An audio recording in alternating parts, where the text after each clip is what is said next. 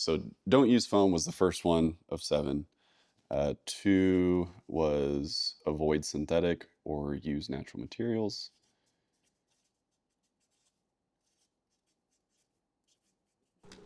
So we stand by all 7 of these on the list. They are all very important, but in the making of this video, we ran out of time and we got to 5 of them.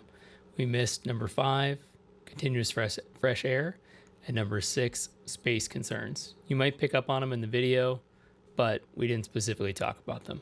All right, back to Gerald.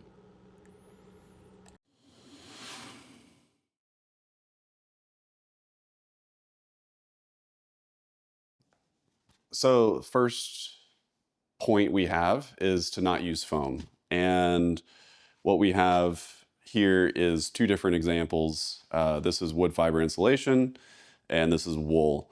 What's interesting about this particular piece is it's sat outside, directly in the sunlight, in the rain, in all the elements for 2 years.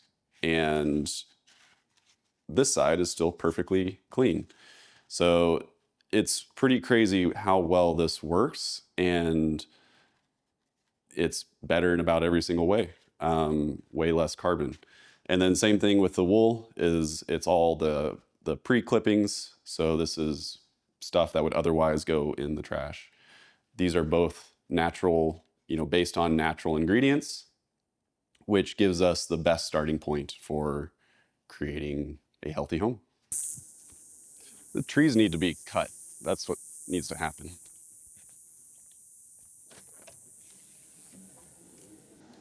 When we bought this place, it was just a block building. The insulation, everything was falling down. Like the only thing that was worthwhile was the roof, but the insulation, the shingles, like everything else had to come down.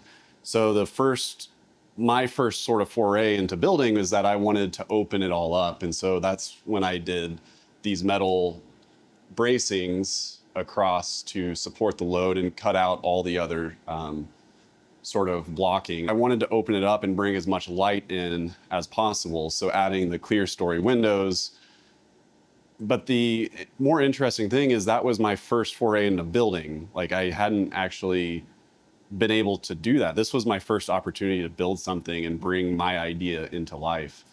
And there were a lot of bad mistakes. I put up foam insulation, and that did a little bit, but it was still hot during the summer. When it hits 115, it would be unbearable in here, even with a 1-ton AC unit.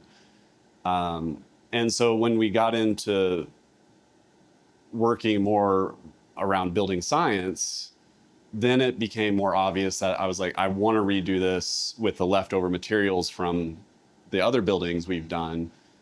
And so this is sort of the next take of that, right? So this is now like going a little bit further down this path. That becomes a more interesting experiment.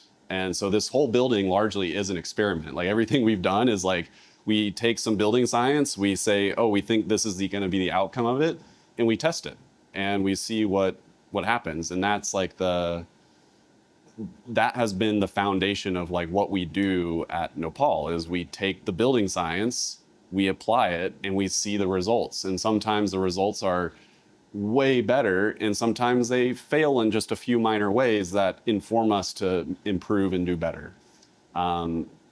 So we are constantly learning about what we're doing. Nothing is stagnant.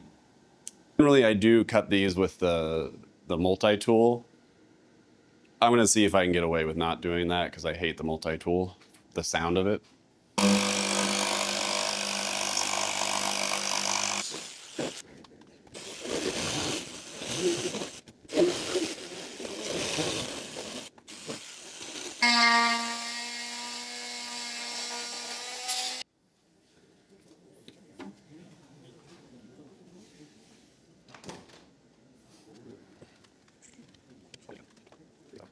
This video is sponsored by us, Nopal. Over the last decades, we've been on a mission to learn absolutely everything we can in housing around health, calm, focus, and resiliency. Now we're on a mission to share what we've learned with you. We're doing that through free content like you're viewing right now, one-on-one help through our guide services, design through our architecture services, or through our design build services. We can go through the entire process of your ideas through a custom design we collaborate on, and then actually build that into a finished home for you.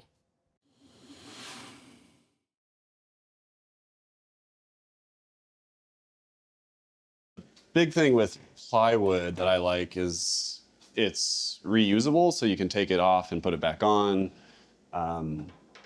Once you fit one panel, it becomes a template for replacing. It's a material you can upcycle, but more importantly is it has a nice finish that gives it more of that biophilic sort of human connection. Tell me about the sanding block, Gerald. You just take a regular block, put some, I use Super 77, which is just like a spray stick adhesive. And then you stick sandpaper on it, and then you just cut it back to the same size. So now you have a nice flat surface. Simple.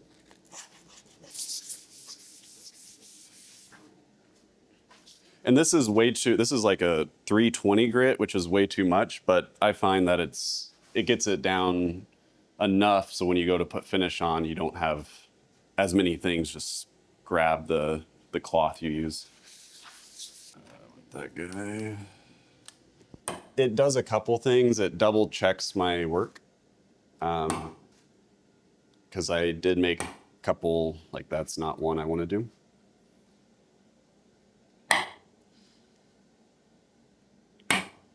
There are imperfections with using plywood. For example, this type of countersink is sort of prone to having tear out. I will sand it a little bit so it's not as obvious, but there are just imperfections with tools and things like that. So you do have to be a little bit more flexible.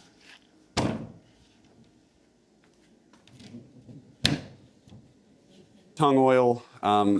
Actually, it's a mixture. It was for the black locust sighting, so it's not pure tung oil, but it's basically just tung oil. So just dump a bunch out and start wiping it on.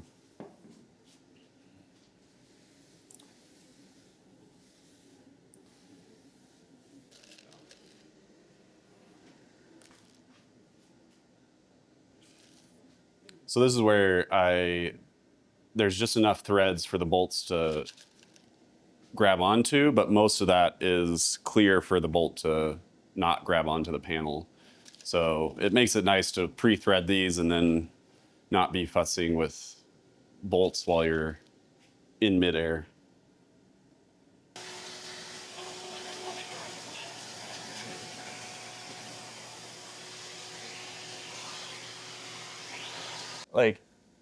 Literally it's been sitting outside for 2 or 3 years. Like this, it's crazy how long this has just been there.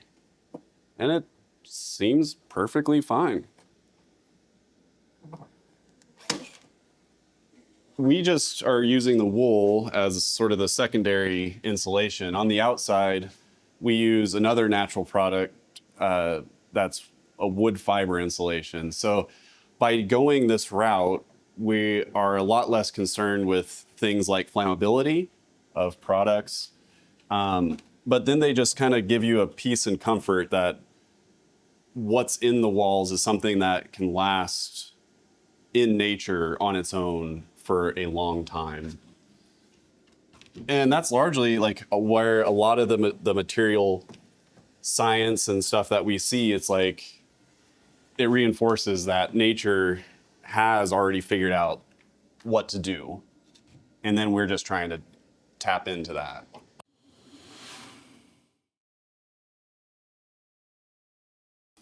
So when it comes to sound, this building, we got a concrete floor, block walls, hard finishes. The only soft finishes we have are the felt in the ceiling. We are experimenting with leaving the insulation, the wool behind the felt to capture as much of the deep sounds.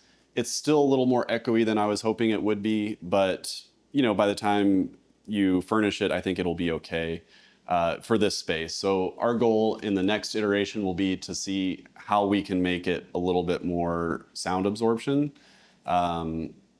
And all that will also help with exterior sounds coming in as well. So in this building, we have just a lot of exterior insulation that, and how airtight it is, it really doesn't let in many exterior sounds. That